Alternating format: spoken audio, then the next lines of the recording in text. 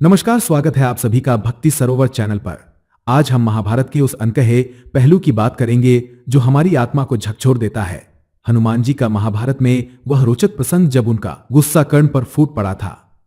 क्या होता अगर हनुमान जी कर्ण पर अपना प्रचंड रूप धारण कर देते? चलिए जानने की कोशिश करते हैं इस अनसुनी कहानी को, जो हमें केवल शस्त्र बल ही नहीं बल्कि संयम और धैर्य की भी सीख देती है। महाभारत केवल एक युद्ध नहीं बल्कि मानव जीवन के तमाम पहलुओं का गहरा चित्रण है।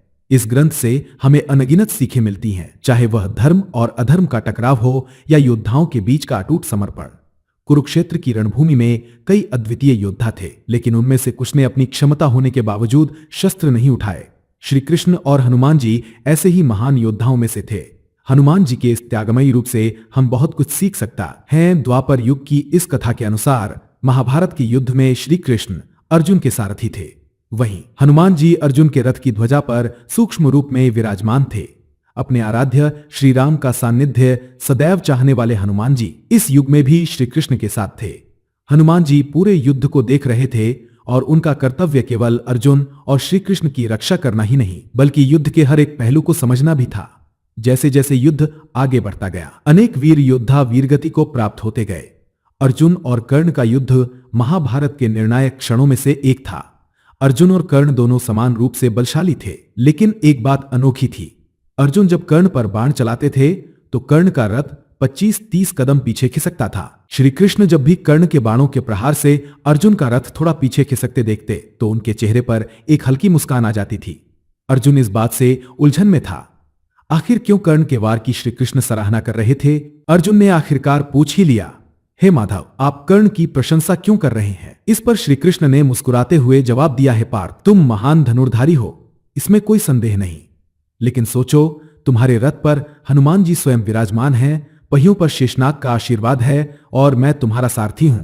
इसके बावजूद कर्ण अगर तुम्हारे रथ को 2-3 कदम पीछे खिसका देता है तो उसका बल कितना अद्भुत होगा। श्री कृष्ण की यह बात सुन अर्जुन को पहली बार कर्ण की महानता का सच्चा एहसास हुआ। उधर कर्ण लगातार अपने बाणों से अर्जुन पर वार कर रहा था, लेकिन अर्जुन के रथ पर यह वार ज्यादा असर नहीं कर पा रहे थे। इससे कर्ण और भी क्रोधित हो गया और उसने बाणों की बौछार कर दी।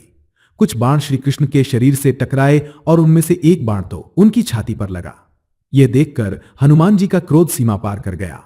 उन्होंने अपनी सूक्ष्म अवस्था को त्याग अपने वास्तविक विशाल रूप में आकर कर्ण को समाप्त करने की ठान ली। हनुमान जी रथ की ध्वजा से कूद पड़े। उन्हें देखकर कर्ण ने अपने धनुष को नीचे रख दिया और हाथ जोड़कर क्षमा याचना करने लगा। श्री कृष्ण ने तुरंत हनुमान जी से कहा, हे पवनसुत, कृपया अपने क्रोध को शांत करें। श्री कृष्ण के मुख से निकले इन शब्दों को सुनते ही हनुमान जी का क्रोध शांत होने लगा। उन्होंने अपने आराध्य को नमन किया और वापस अपने सूक्ष्म रूप में रथ की ध्वजा पर विराजमान हो गए। अगर हनुमान जी का क्रोध न शांत होता तो महाभारत का स्वरूप ही बदल सकता था। तो मित्रों, कैसी लगी आपको यह कथा? अगर आपको यह कहानी पसंद आई हो और इससे कुछ सीखने को मिला हो तो इस वीडियो को लाइक करें, अपने विचार नीचे कमेंट में लिखें और हमारे चैनल भक्ति सरोवर को सब्सक्राइब करें ताकि हम इसी तरह की और भी अनमोल कहानियां आपके सामने ला सके। जय श्री राम, जय श्री कृष्ण।